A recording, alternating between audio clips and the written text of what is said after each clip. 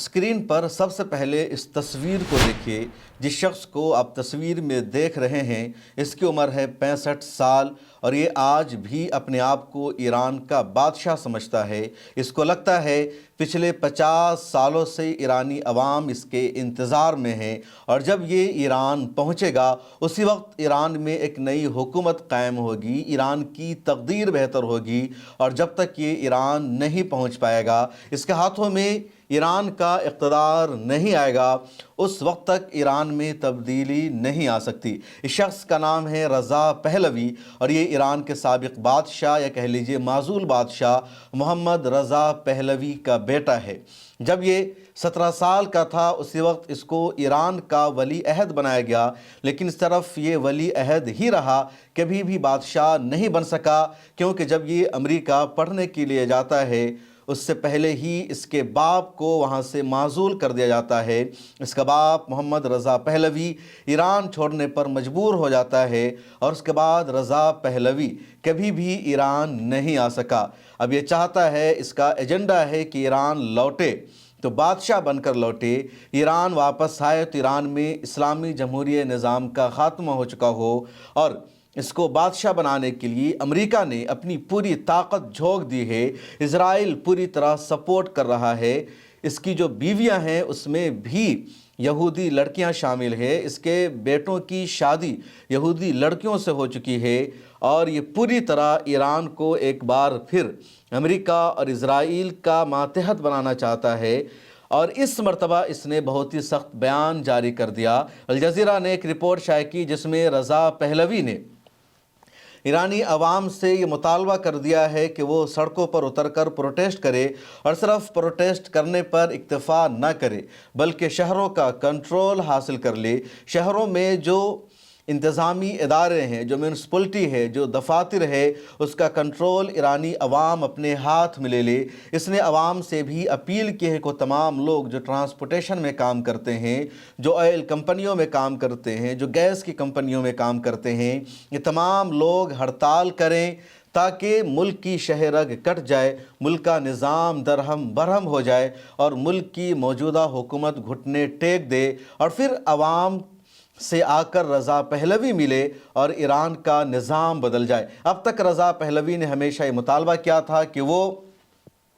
ایران میں ایک ریفرنڈم چاہتے ہیں تاکہ وہاں کی عوام اپنی مرضی سے فیصلہ کر سکے کہ اسے اسلامی جمہوری نظام چاہیے یا سیکولر نظام چاہیے یا پھر بادشاہت چاہیے، اور اسی کے مطابق ایران میں حکومت کی جائے گی۔ لیکن اب رضا پہلوی کھل کر یہ کہہ رہا ہے کہ ہمیں اسلامی جمہوریہ نہیں چاہیے، اسلامی نظام نہیں چاہیے، سیکولر نظام نہیں چاہیے، بلکہ بادشاہت چاہیے، اور یہ اب عوام کو بھڑکا رہا ہے۔ اور جیسے ہی رضا پہلوی کا یہ اسٹیٹمنٹ امریکہ سے سامنے آتا ہے کہ ایرانی عوام کو ایران کا اقتدار اپنے ہاتھوں میں لے لینا چاہیے، تمام اداروں پر کنٹرول کر لینا چاہیے، وہاں کی آرمی پر، پولیس پر حملہ کرنا چاہیے، ایران کی حکومت نے رضا پہلوی کو دہشت گرد قرار دے دیا ہے، ٹیررزم کا مقدمہ چلانا شروع کر دیا ہے۔ ایران کے اخبارات نے بھی یہ لکھنا شروع کر دیا ہے، خواہ روزنامہ امروز ہو یا دوسرے اخبارات ہو، کہ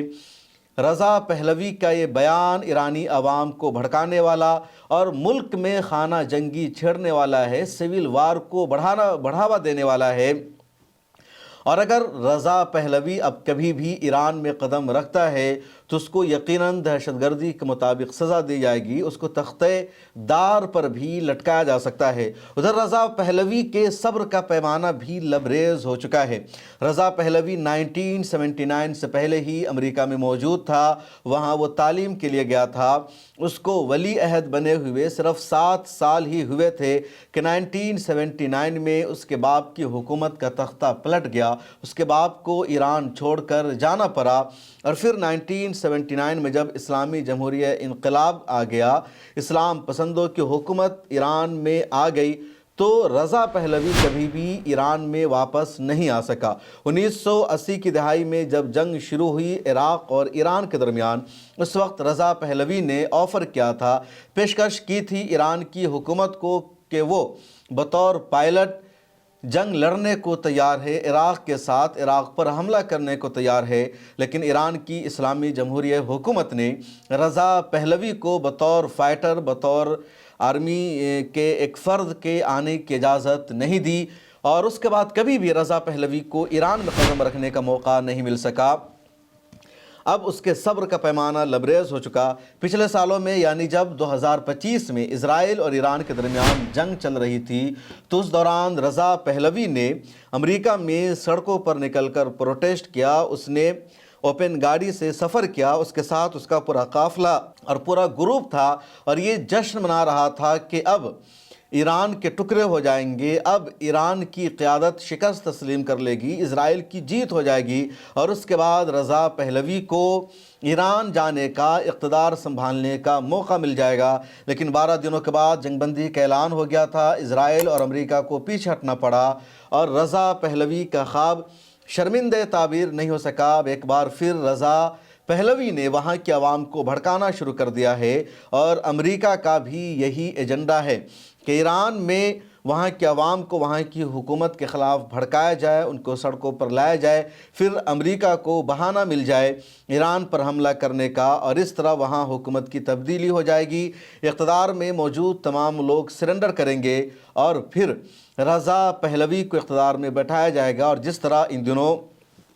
इराक़ में अमेरिका की हामी हुकूमत है या लीबिया में है, जिस तरह अफ़गानिस्तान पर 20 सालों तक अमेरिका का कब्ज़ा रहा, उसी तरह ईरान में भी अमेरिका का कब्ज़ा हो जाए, लेकिन ये आसान नहीं लग रहा है। रज़ा पहलवी ने अपने हामियों से, ईरानी सपोर्टर से ये भी कहा कि वो 1979 से पहले वाला जो परचम है उसको लहराना शुरू कर दे।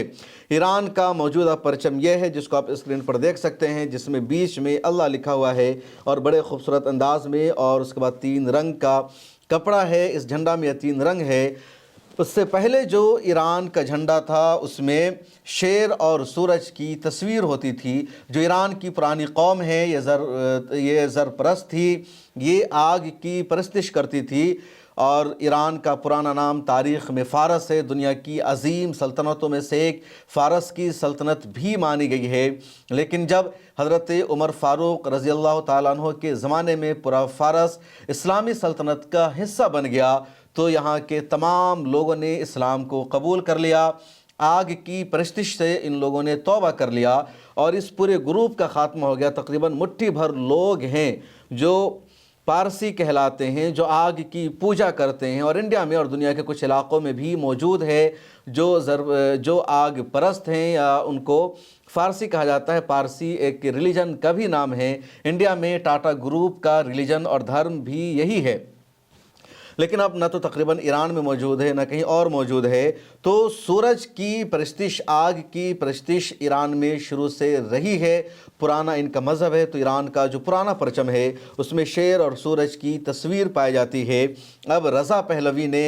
अपने हामियों से उसी पुराने परचम को लहराने के लिए कहा, लेकिन अभी तक ईरान में नहीं देखा गया कि कहीं पर पुराना परचम लहराया जा रहा हो। हाँ, ईरान के बाहर कनाडा में, जर्मनी में, अमेरिका में, लॉस एंजल्स में जो प्रोटेस्ट हो रहे हैं वहाँ पुराना परचम ज़रूर लहराया जा रहा है और इस नए परचम को जलाया जा रहा है। सुप्रीम लीडर की तस्वीरों के लोग आग लगा रहे हैं। लेकिन उधर ईरान की हुकूमत अब दावा कर रही है कि प्रोटेस्ट काबू में आ गया है, मामला अंडर कंट्रोल है और अमेरिका और इज़राइल इंटरनल मामले में मुदाखलत कर रहा है और रज़ा पहलवी इस पूरे ग्रुप की हिमायत से ईरान के मामले को ख़राब कर रहा है, जिस पर दहशतगर्दी का मुकदमा चलाया जाएगा। और अब ईरान का मुतालबा होगा अमेरिका से कि वह रज़ा पहलवी को उसके हवाले करे, लेकिन अमेरिका के लिए आसान नहीं होगा रज़ा पहलवी को ईरान के हवाले करना। इस वीडियो में इतना ही। आपसे गुजारिश है हमारे चैनल पब्लिक फेस को सब्सक्राइब कर लीजिए और मुझे दीजिए इजाज़त, फिर मुलाकात होगी।